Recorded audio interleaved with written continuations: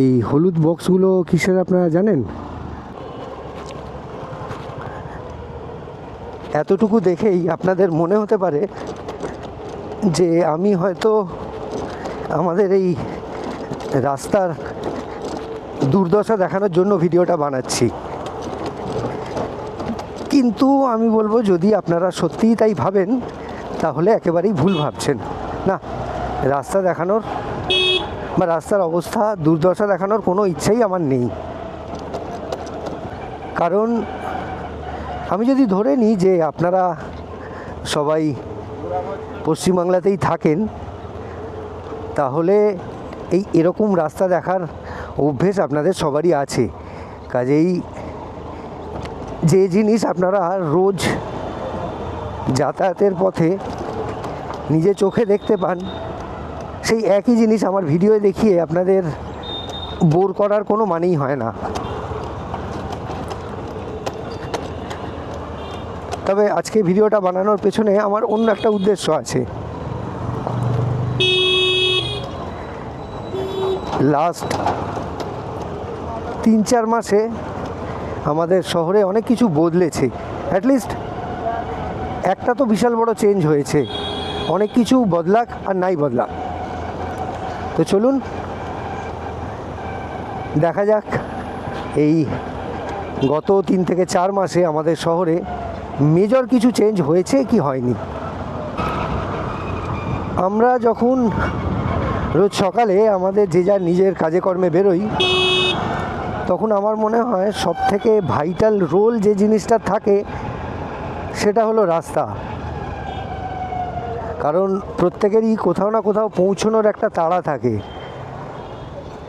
আর তাছাড়া কোনো emergency situation, মানে যেমন অ্যাম্বুলেন্স বা এই ধরনের ক্ষেত্রে তো রাস্তা ক্লিয়ার খুবই বেশি করে দরকার। তো আপনি যদি এরকম সিচুয়েশানে পড়েন, ভগবান করুক নাই হোক, আর যে রাস্তা দিয়ে যাবেন সেখানে দেখেন যে রাস্তার ওপর ঠিক এরকমভাবেই বাজার বসে আছে আর এরকমভাবেই গাড়ি দাঁড়িয়ে আছে, মানে রাস্তা দখল হয়ে আছে, সোজা বাংলায় বললে যেটা বোঝায় আর কি। আর আপনি যেখানে পৌঁছতে চাইছেন সেখানে পৌঁছতে অসম্ভব রকমের বেশি টাইম লেগে যাচ্ছে। তখন আপনার কি মনে হবে, মানে আপনি কাকে গালাগালিটা করবেন? আমি এখন রয়েছি গড়িয়া থেকে একটু ভিতরে, জায়গাটার নাম ব্রহ্মপুর। এরকম আমাদের শহরের মাঝখানেও অনেক এরিয়া আছে যেখানে ওপেন রাস্তায় মেন রোডের ওপরেও বাজার থাকে, আর এটা তো একটু ভিতর দিক, এখানকার কথা ছেড়েই দিচ্ছি। আপনি যতই যাবেন, যেদিকেই যাবেন, ঠিক এরকমই জিনিস দেখতে পাবেন। রাস্তা কিন্তু চওড়ায় কম না, কিন্তু আপনি গাড়ি চালানোর জন্য যেটুকু এরিয়া পাচ্ছেন সেটা কিন্তু খুব কম।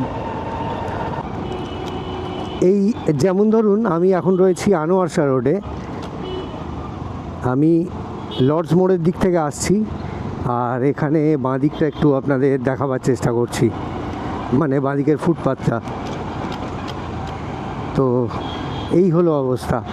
এখানে একটা ভালো জিনিস দেখা যাচ্ছে কি, রাস্তার মাঝখানে একটা গাছ রয়েছে, গাছটাকে না কেটে রাস্তাটাকে বানানো হয়েছে, খুব ভালো কথা।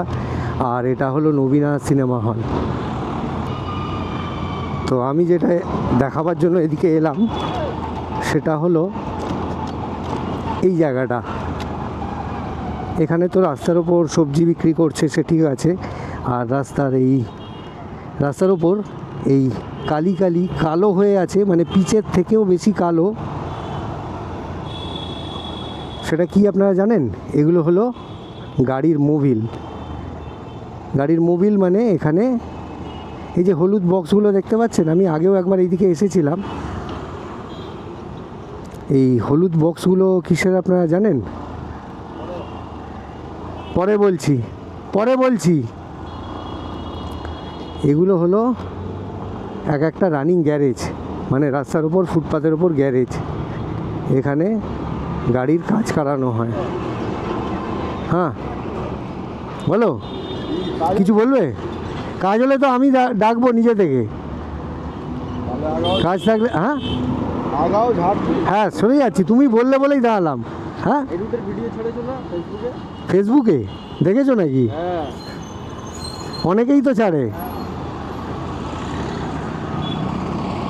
তো এই হলো গল্প, এগুলো হলো রানিং গ্যারেজ, এখানে গাড়ি রিপেয়ার করে প্রচুর লোক। এখন সবে সকাল 10টা বাজে, তাই এরকম ফাঁকা ফাঁকা দেখাচ্ছে। আর একটু বেলা হলে এখানে প্রচুর ভিড় হয়ে যাবে। তো যাই হোক, যেটা বলার চেষ্টা করলাম আর কি, যে ওখানে রাস্তাটা অনেকটা কমে যায়।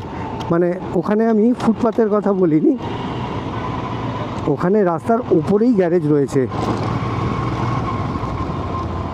সুবিধা আর অসুবিধে দুটোই হয়। আমাদের মতো যারা স্কুটি বা বাইক চড়ে তাদের খুবই সুবিধা হয়।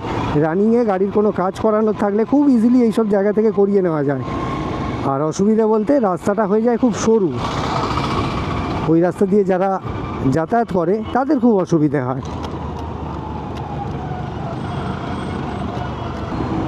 তো আমার আজকের এই ভিডিওতে ওভারঅল আমি যেটুকু আপনাদের বলতে চাইলাম আর কি, দেখাতে চাইলাম, যে এই 3-4 মাসে তেমন কোনো বড়সড় পরিবর্তন এখনও হয়নি। হয়তো হবে, আশা রাখছি। আমার মতো আপনারাও আশা রাখুন, তারপর দেখা যাক, সময় বলবে বাকিটা। তো আমার এই ছোট্ট চেষ্টা আপনাদের কেমন লাগলো আপনারা কমেন্টে জানাতে পারেন। আর আমার ভিডিও, আমার চেষ্টা যদি আপনাদের ভালো লাগে তাহলে আমার চ্যানেলটাকে সাবস্ক্রাইব আর আমার ভিডিওটাকে লাইক আর শেয়ার করে দেবেন। আবার এরকমই কোনো ভিডিওতে কলকাতার অন্য কোনো অংশে দেখা হবে, কথা হবে। ভালো থাকবেন, টাটা।